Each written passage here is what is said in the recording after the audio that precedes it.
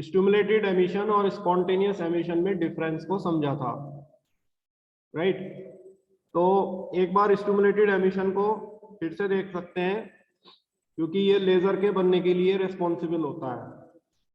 तो जब एक स्टिमुलेटिंग फोटोन जिसकी एनर्जी एक्साइटेड स्टेट और ग्राउंड स्टेट के एनर्जी डिफरेंस के इक्वल होती है, एटम्स को एक्साइटेड स्टेट में स्टिमुलेट करता है कि वो एक्साइटेड स्टेट से ग्राउंड स्टेट में ट्रांजिशन करे, तो एटम इस फोटोन को एब्जॉर्ब करता है, ठीक है।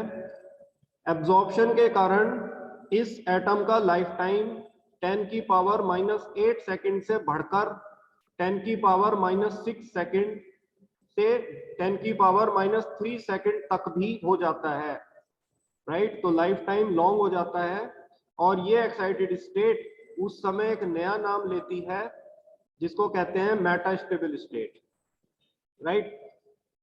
ये एटम उसके बाद फास्ट ट्रांजिशन करता है from metastable state to ground state, और इस प्रोसेस में ये दो फोटॉन्स को एमिट करता है, राइट। एक फोटोन तो यही जो इसने एब्जॉर्ब किया था यहाँ पर उसको निकालता है, और दूसरा फोटोन जो है मेटास्टेबल स्टेट और ग्राउंड स्टेट का एनर्जी डिफरेंस होता है। ये दोनों फोटोन सेम एनर्जी के होते हैं, सेम फ्रीक्वेंसी के होते हैं, सेम फेज में होते हैं, सेम पोलराइजेशन के होते हैं, और ये एक ही डायरेक्शन में चलते हैं जो कि स्टिमुलेटिंग फोटोन की डायरेक्शन होती है, राइट। तो ये हमारी कोहेरेंट बीम है, राइट, और इसको स्टिमुलेटेड एमिशन कहते हैं।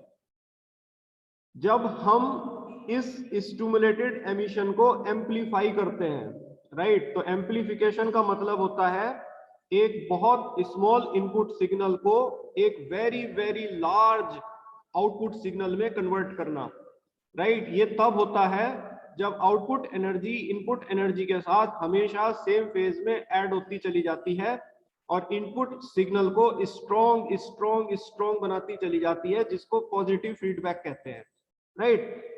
तो जब हम इस स्टिमुलेटेड एमिशन को एम्पलीफाई कर लेते हैं तो ये फोटॉन्स मल्टीप्लाई हो जाते हैं, 2 से 4, 4 से 8, 8 से 16, 16 से 32, 64, 128, 256, 512, 1024, ठीक है, 2048 एंड सो ऑन। तो इस तरह से जो ये बीम हमारी मिलती है ये बहुत ज्यादा इंटेंस होती है और इसको लेजर कहते हैं, राइट। तो इस तरह से ये लेजर हमारा बनता है।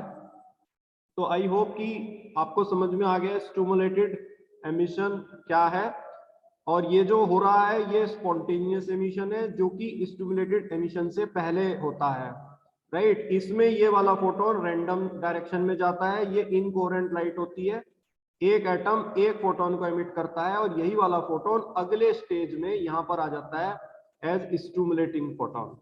फिर ये जो एक्साइटेड एटम स्टेट में एटम होते हैं उनको स्टिमुलेट करता है कि वो ट्रांजिशन करें, एटम इसको एब्जॉर्ब करता है, लिहाजा उसका लाइफ टाइम बढ़ता है और ये स्टेट मेटास्टेबल स्टेट हो जाती है। एब्जॉर्ब करके फिर एटम नीचे आता है।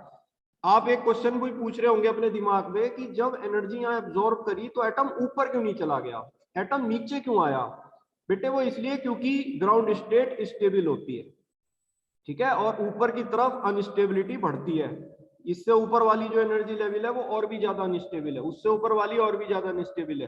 तो नेचर का नियम है कि वो अनस्टेबिलिटी की तरफ नहीं जाती है, स्टेबिलिटी की तरफ जाती है, राइट। तो इसी वजह से जब इस एटम ने इस फोटोन को एब्जॉर्ब किया तो ये स्टेबल ग्राउंड स्टेट की तरफ आया और फिर उसने इसको बाहर निकाल दिया इसी फोटोन को, और फिर इनका एनर्जी डिफरेंस भी बाहर निकला और ये दो फोटोन निकले जिनकी सेम एनर्जी है, सेम फ्रीक्वेंसी है, सेम फेज है, सेम पोलराइजेशन है, एक ही डायरेक्शन में चल रहे हैं, ये रैंडम नहीं होते हैं, ठीक है, जो कि स्टिमुलेटिंग फोटोन की डायरेक्शन है। ये कोहेरेंट बीम है जिसे स्टिमुलेटेड एमिशन कहते हैं और इस एमिशन को एम्पलीफाई कराने से हमें लेजर मिलता है।